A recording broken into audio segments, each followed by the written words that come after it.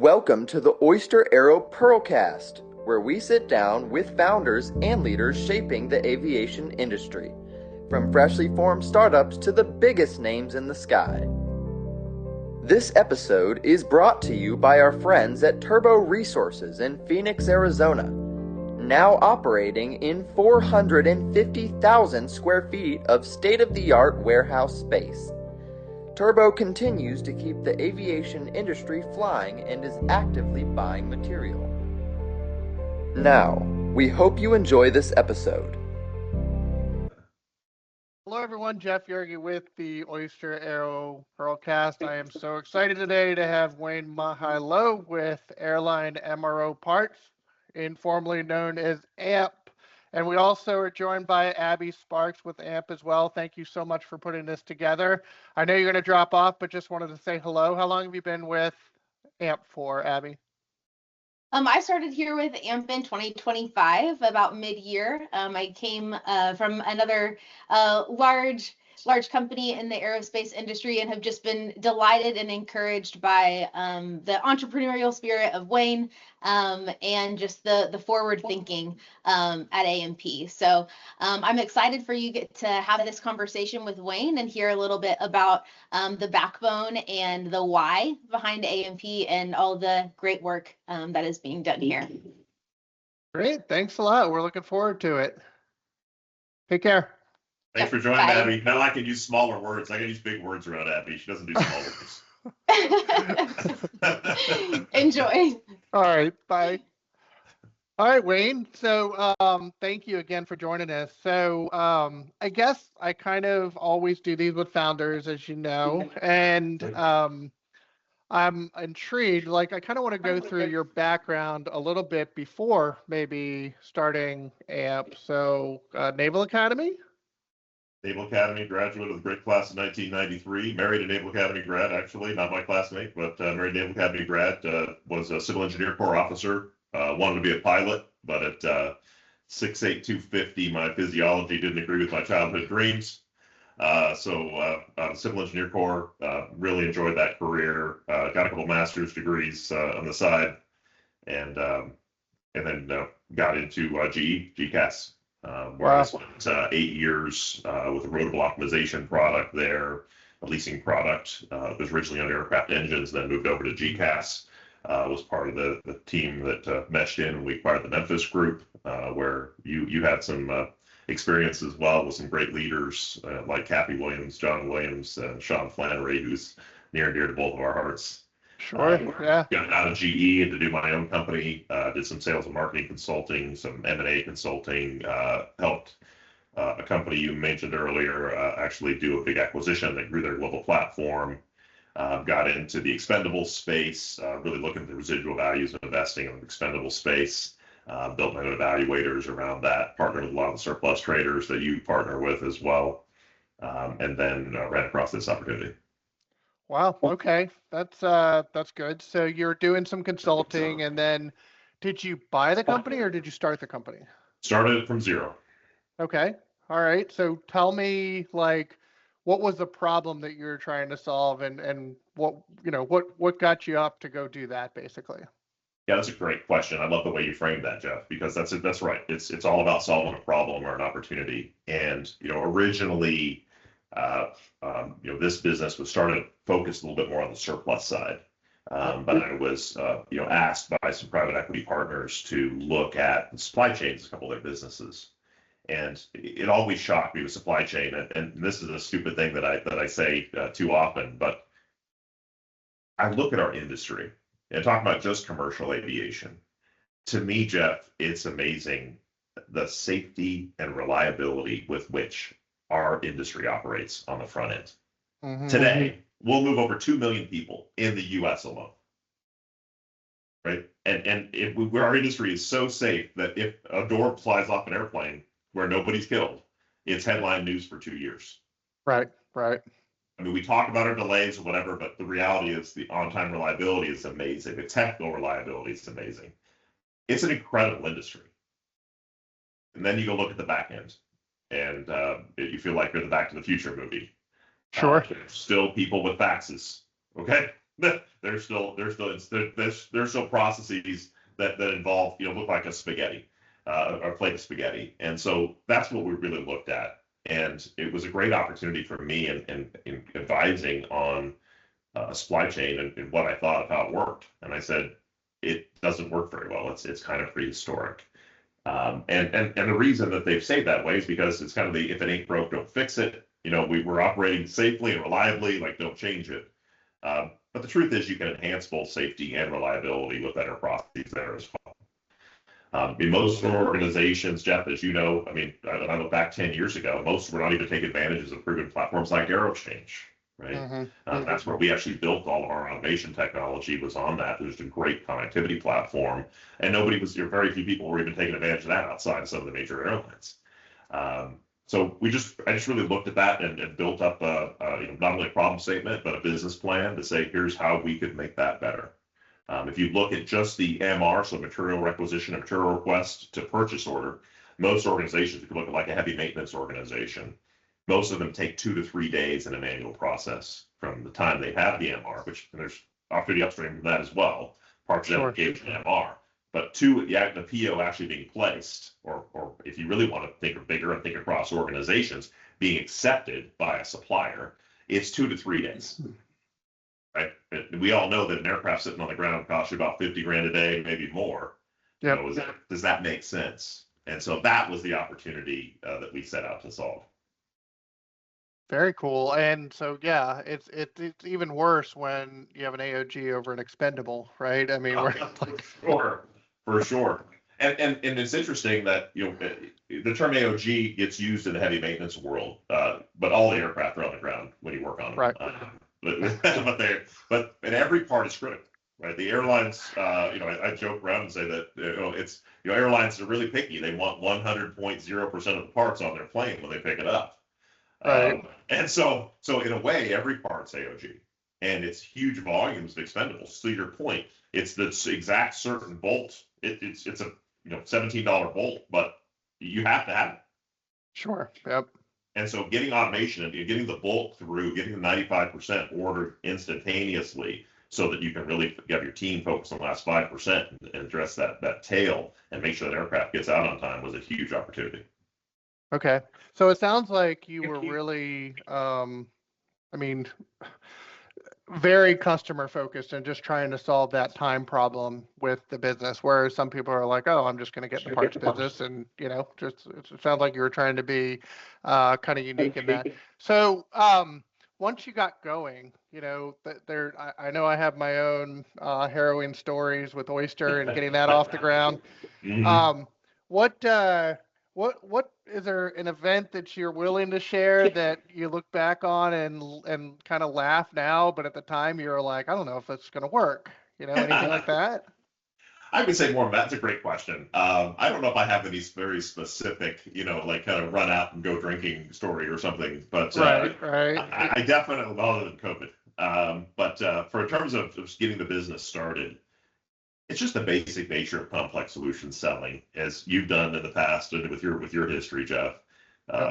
Getting organizations to change is just hard. And when you start talking about a complex solution that's going to hit multiple departments in an organization at multiple levels.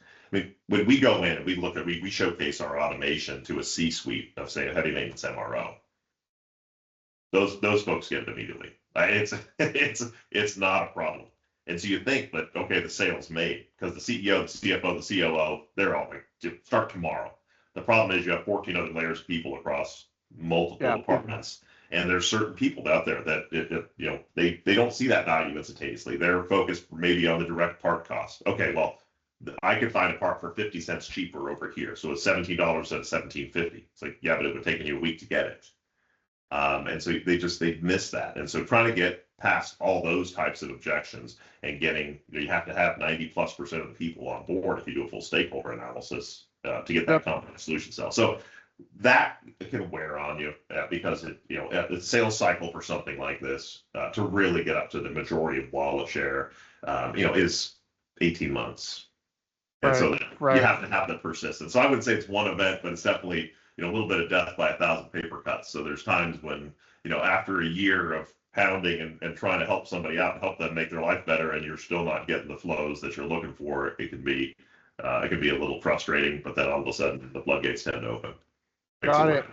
Got it. So if I'm an MRO, like what is the setup and pitch look like? So if I'm considering, I'm having issues and AMP comes along, what can you offer basically? So right now they have a purchasing team. So if you look at their whole process, there's somewhere an inspector or mechanic on the floor, or let's say a work order part, notices they need a part. That notification goes into a config group that's going to go look at the IPC to see what part number that is for that particular tail. It's going to go to maintenance planning. Maintenance planning is going to say, oversimplify the process, but okay, we need to have that part by next Tuesday so that we don't look at the plane late. That turns into an MR. Yep. Okay. That MR then goes into a purchasing queue with another 1,000 parts. Okay, and it's almost always backed up because that MR goes in and then it sits waiting for quotes. And very simply, well, the way we approached it, Jeff, is we said, well, that kind of violates one of the most basic principles of lean manufacturing, which is single unit continuous flow. Right? Mm-hmm. So we said, well, it has to wait for the quotes. What if we created something where we have the quotes waiting for the MR? So we have real-time access to probably 95% of the inventory in the Americas on the expendable side, with free pricing and availability and first touch shipping and automatic acceptance of purchase orders, depending on where they stand in our supplier network. Like platinum suppliers, they have to have that for all their parts. And so when an MR comes in, the quote's waiting for it, so to speak. That's amazing. So we can place the order like literally instantaneously. Wow. So that saves 2 to 3 days. And so, are all those applicable to the aircraft turnaround time? Not all, but some might be. If you can save them 2 to 3 days off of a check, and they have 10 lines, that's 20 to 30 days. That's an extra check for free that they get to go sell. So that's the sell. I mean, and it's really exciting to me. I know you're the same way, Jeff, but like just to go sell and compete, it's called, what's the famous book, Blue Ocean Strategy, right? To sit in the same little segment ocean, fight over the same dollar doesn't make any sense to me. To me, it's like, hey, how do we go create $30 of value that wasn't there before? Your customer keeps 10, you keep 10, I'll keep 10. We're all happy, and we made everything better for everybody. Right. That's the fun part to me. Yeah, you're creating a market basically for that. Interesting. So, in my experience, first off, between Abby, yourself, John, and some of the other team, I've noticed you guys are spread all out, right? How do you, which is great. You're with the customers, so that's awesome. We're with the customers, and we're in all different geographies, right? All over Central America and the U.S. and maybe Canada same too. So how do you kind of keep that culture and that team moving forward when you're all remote like that? Yeah, that's a great question. Because there's multiple countries, shockingly different cultures. Yep. That you really have to understand the nuances with. But people are still people, and we start every day of my leadership team and we talk about our people. Our business lives and breathes through every employee, and for every employee being there to serve our customers, our suppliers, which sounds weird, but we want to serve our suppliers as well, our investors, their teammates, and our community. We talk about our 5 pillars all the time. And so we try to keep the focus on that. And then we always say that we're going to treat our employees better than they've ever been treated before. We take that as a challenge, right? We're going to try to coach them, push them, care for their physical health, their mental, spiritual health, their financial health, for their careers, for their families. We're going to truly care about them. We're going to tell them the truth. We're going to be as transparent as we reasonably can. We're going to try to do all that. We're going to try to be the best employer that ever said. Now, but there's a flip side to that, and that is that knife cuts both ways, because we're going to expect more out of you than you've ever been expected before. And so across those cultures and geographies, when you have the teams enabled and they have joint KPIs that people are heavily measured and compensated on those KPIs, and the challenge has been, the gauntlet's been thrown down, right? You're not just going to go work hard to just spin the hamster wheel. This is to make major changes, major improvements to the industry, major impact to our customers, our suppliers, our community, our teammates, our investors. The team really bonds. There's something about people who work really hard together that crosses over all those cultural and geographic differences. So Yeah, can't beat it. I appreciate you saying that, because I tell you what, I find people tell me all the time how much they enjoy, like they go into our offices and they're like, wow, their culture is engaging, and I'm just humble, that I get to be the servant leader, responsible for 84 families and growing. Yeah, that's so everybody I've come across seems to absolutely love the company. And I would imagine your hiring process, like, you don't just hire quickly. I would imagine you vet them pretty darn well. So yeah, that's right. I'm sure you do the same thing, but that's right. There's the old cliche. Sometimes the old cliches are there because they work, right? And that's be slow to hire, quick to fire. We take a long time to hire. We go through a pretty stringent process, and we hire as much or more on subjective qualities than we do objective. I just really don't care if somebody's got 20 years of experience. That's nice, but they better be, for a Patrick Lencioni perspective, hungry, humble, and smart. They better be good teammates. They got to be hungry. They got to be aggressive, and otherwise they're not going to come respond and come be the person. Not every night. I don't want people working on weekends. I don't want people working late at nights. But if a big rock has to get done, if there's a customer issue to solve, sure. They got to be willing to be what everybody else in their team is going to be willing to do. That's stay up till midnight or 1 a.m. to solve a problem, and then go home. If they don't have that kind of ethic and humility and hunger and willingness to support their teammates, they don't last very long. Right. Yeah, I normally don't ask this, but do you feel that your military career has prepared you to run a company better? I think there's pieces of it for sure. I mean, you come out of the military, and that's the coaching that I've hired multiple military or multiple veterans, including, you mentioned John Fay, who runs one of my business segments, great leader. And my coaching to them is always the same. You don't know anything about finance, and you don't know anything about sales and marketing. Like, just understand you don't know that now and go attack those areas, right? Right. But what they do know, and you look at John, for example, I'm going to pick on him. He was the executive officer of the Blue Angels when I hired him. So he was responsible for running all their air shows 270 days a year. So he's coordinating with government agencies, airports, if you imagine, marketing firms. And so I love the way you described him earlier, but that's right. I mean, he's a person of, first of all, very high integrity. That's something that was absolute must for us in this company, and something we hire for. Is literally on there. We're trying to assess somebody's integrity and moral code. But he's a great relational person, very smart, great teammate. Played football at the Naval Academy, so he's a natural teammate. Sure. And those things really shine through. And so I think you asked about that. I think that's where veterans as a whole. So if you ask for me, I think the leadership experiences that I had. I mean, thinking about the other day, that I was 23 years old, leading 130 folks in riot containment in Guantanamo Bay, Cuba, 1994, where people could have lost their lives very, very easily. It's like that. Those are the types of things that you don't find much intimidating after that either. So you learned how to be a servant leader. If you've been trained one, not everybody gets that, but if you're a servant leader, really cares about their people and is going to tell them the truth. You've learned how to be definitive, cast a vision, and drive toward it, right? And be very definitive, as I said. And then you've learned to execute as well. So I think those are the benefits. Oh, that's cool.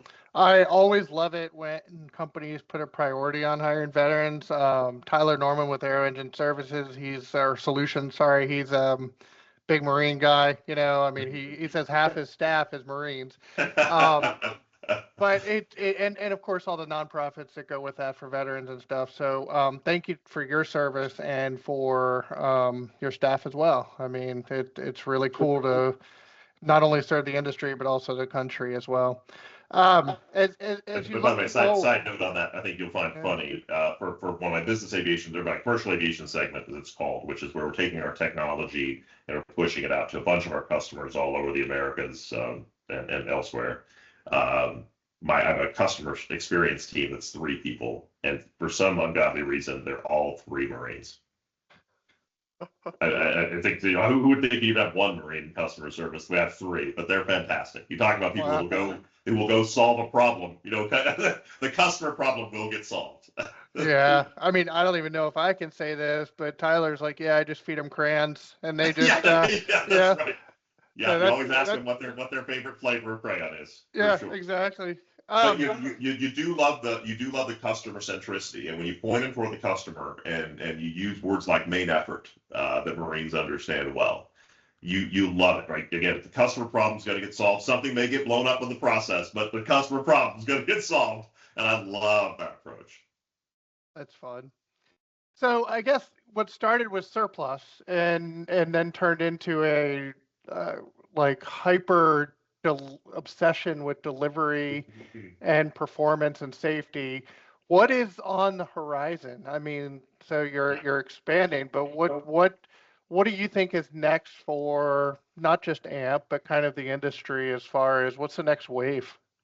Oh, that's a great question. For us, it's simple because it's something I try to think about every day. Not very deeply, obviously, but no, I think, look, we're always digging into more automation, and so we're trying to dig further upstream in the process for some of the more core automation, downstream further in the process for more core automation, and then throughout, really trying to incorporate an agentic AI environment. We hired a gentleman from Dell, who's an AI expert from Dell, who's done a great job in we have multiple AI agents running now in very specific cases that have been very, very helpful. So we're going to continue to press into that for sure. And then, of course, our focus right now is on commercial expendables in the Americas. So Right. those three variables can all be, all those things can be varied. Of course. All right.